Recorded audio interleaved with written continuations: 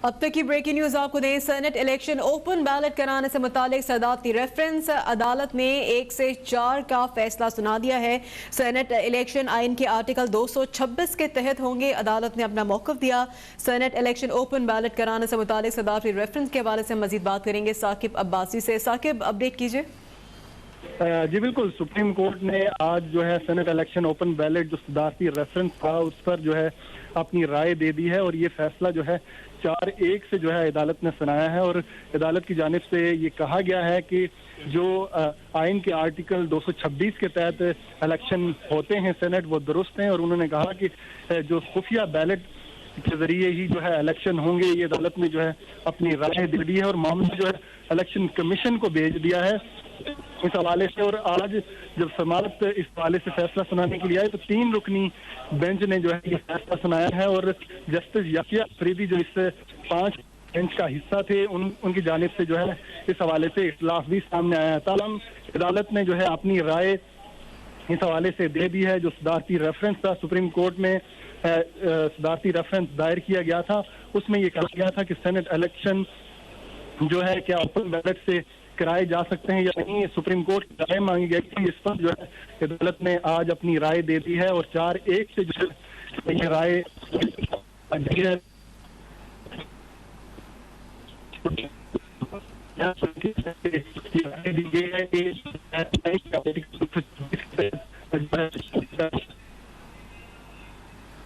अच्छा साकिब, हमारे साथ मौजूद ही रहिएगा। ये भी बताएगा कि सेनेट इलेक्शन के हवाले से जो सदारती रेफरेंस दिया गया था उसके हवाले से हमारा राब्ता इस तक मुनक़ता हुआ है हमारे नुमाइंदे से। ये अहम खबर आ रही है सेनेट इलेक्शन के हवाले से ओपन बैलेट कराने से मुताल्लिक़ सदारती रेफरेंस। चीफ जस्टिस की सरबराही में बेंच अपनी राय देने के लिए कोर्ट रूम में आ गया है और अपनी राय भी देना अदालत ने शुरू कर दी है।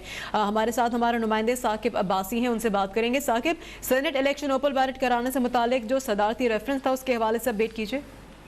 जी बिल्कुल, सेनेट इलेक्शन ओपन बैलेट कराने से मुताल्लिक सदारती रेफरेंस था और इस पर तवील समाअतें होती रही हैं। और आज क्योंकि अदालत की जानिब से जो है अपनी राय दे दी गई है और अदालत की जानिब से ये कहा गया है कि ये जो इलेक्शन है ये आइन के मुताबिक होता है, उसे आइन के मुताबिक करार दिया गया है अदालत की जानिब से। और 4-1 से ये फैसला सुनाया गया है क्योंकि 5 रुकनी लार्जर बेंच ने ये तमाम मामला सुना था और उसके बाद आज उन्होंने अपनी राय दी है।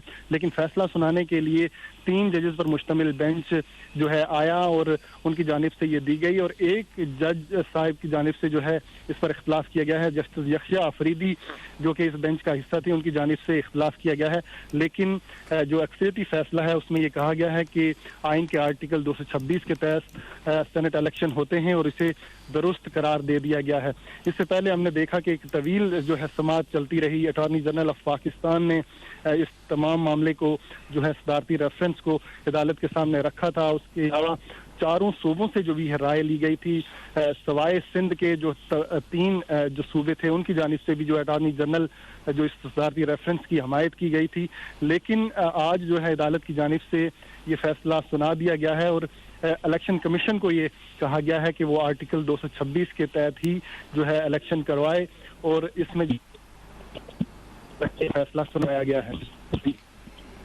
साकिब अब्बासी हमें अपडेट करें। सेनेट इलेक्शन ओपन बैलेट कराने से मुताल्लिक़ सदारती रेफरेंस के हवाले से चीफ जस्टिस की सरबराही में बेंच अपनी राय दे रहा है और सेनेट इलेक्शन आइन के मुताबिक होते हैं। अदालत ने अपनी राय दी। अदालत ने 4-1 से फैसला सुना दिया है। जजेस कोर्ट रूम में इस वक्त मौजूद हैं और सेनेट इलेक्शन आइन के मुताबिक होते हैं। अदालत ने कहा कि जो सेनेट इलेक्शन है वो आइन के मुताबिक ही होंगे। सेनेट इलेक्शन आइन के आर्टिकल 226 के तहत होंगे और सेनेट इलेक्शन ओपन बैलेट से नहीं करवाए जा सकते। सुप्रीम कोर्ट ने अपनी राय दी है कि सेनेट इलेक्शन ओपन बैलेट से नहीं करवाए जा सकते हैं। उन्होंने ये भी कहा कि पंजाब भी इलेक्टोरल एरिया में है, वो अलग तो नहीं है। सेनेट इलेक्शन आइन के आर्टिकल 226 के तहत है और सेनेट इलेक्शन ओपन बैलेट से नहीं करवाए जा सकते।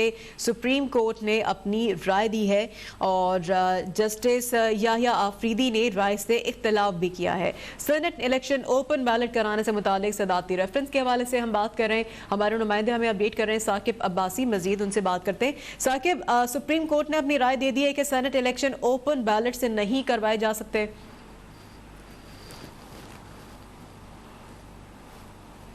हमारा राब्ता इस वक्त हमारा बहाल नहीं है नुमाइंदे से। ये अहम खबर आपको दे रहे हैं। आज सबकी नज़रें सुप्रीम कोर्ट के फैसले पर थी। आया कि जो सेनेट इलेक्शन जो कि 3 मार्च को होने जा रहे हैं, ये सेनेट इलेक्शन ओपन बैलेट से होंगे या फिर खुफिया राय शुमारी होगी। अब सुप्रीम कोर्ट का फैसला सामने आ गया है। सुप्रीम कोर्ट ने अपनी राय दी है कि सेनेट इलेक्शन ओपन बैलेट से नहीं करवाए जा सकते हैं। सेनेट इलेक्शन ओपन बैलेट कराने से मुतालिक सदारती रेफरेंस था। चीफ जस्टिस की सरबराही में बेंच अपनी राय देने के लिए कोर्ट रूम में आ गया और अपनी राय दी है चीफ जस्टिस ने, और उनके सरबराही में जो बेंच है उसने सेनेट इलेक्शन आइन के मुताबिक होते हैं, अदालत ने कहा, और अदालत ने 4-1 से अपना फैसला सुना दिया है। साकिब से हमारा राब्ता बहाल हुआ है, उनसे बात करते हैं। साकिब, सुप्रीम कोर्ट ने अपनी राय दे दी है कि सेनेट इलेक्शन ओपन बैलेट से नहीं करवाए जा सकते।